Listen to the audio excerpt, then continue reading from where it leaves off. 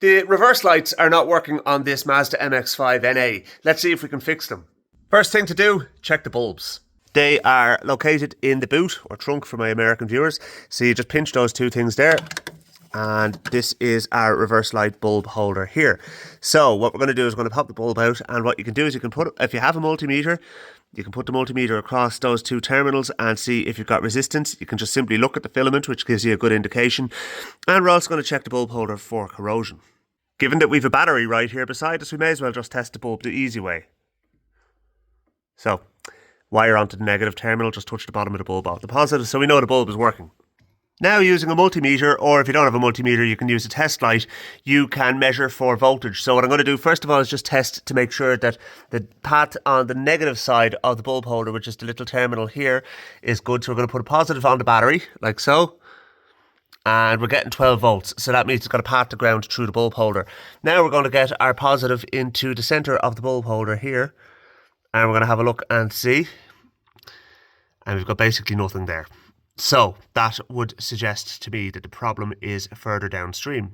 At this point, we're going to check our fuses. Now, if a fuse is blown, there's generally a reason for that. So something could have shorted out somewhere along the line. A fuse doesn't just randomly blow for no particular reason. So you can check the fuse, certainly yes. And if your fuse is blown, replace it. But if it blows again, then you still need to continue the fault hunting exercise. It's fuse number 2, a 10 amp fuse under the dashboard, and is shared with the turn signals. So the indicators are actually working on this car, so we know that that fuse is not blown. So on to other things. I now have the left hand side of the car jacked up and on axle stands, because I'm going to slither in underneath it and have a look at the reverse light switch in the gearbox and the wiring for said switch.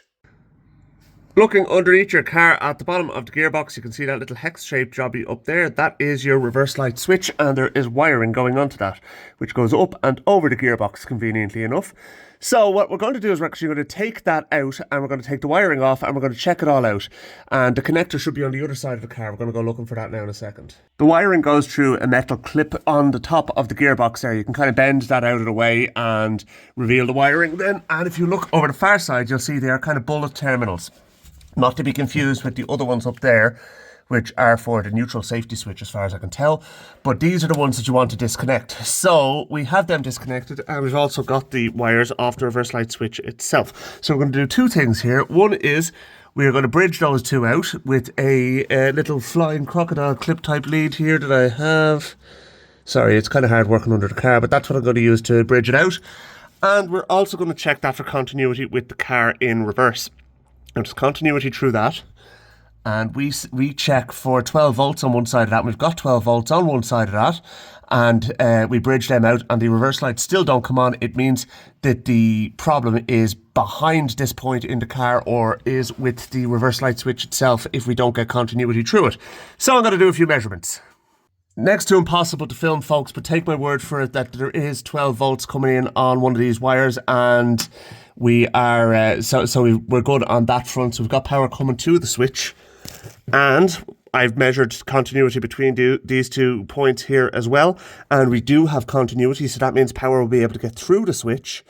And we are going to now bridge these out, and we're going to have a look and see if the lights come on the back of the car, because there could be a corroded connection. And oh yes, we have reverse lights. Okay, so we know our switch is working. We know our connections underneath the car are now all right. It obviously is just a bit of corrosion as after getting into those bullet connectors, which are never ideal. Ask me how I know. I have an MGB outside with bullet connectors all over the bleeding thing, and they're a nightmare. Anyway, so what we're going to do is we're going to clean up the connections. We're going to put it all back together again, and that should be the reverse light back serviceable again. In order to clean the corroded connections, what I'm going to do is I'm going to spray them with this, and I'm going to put them into each other and twist them a bit, and that seems to do a great job of cleaning up bullet connectors. You can clean the exposed ends, of course, with a little bit of emery paper too, which is also what I'm going to do. So we'll do both of those things, and that should see this right. And there we have it, folks. The reverse lights are now working. Total cost of parts, $0. The only thing I had to do was do a little bit of rolling around on the ground under the car, but you know what? At least it was a fix. Don't forget to follow me for more of these type of tips, folks. I'll see you again.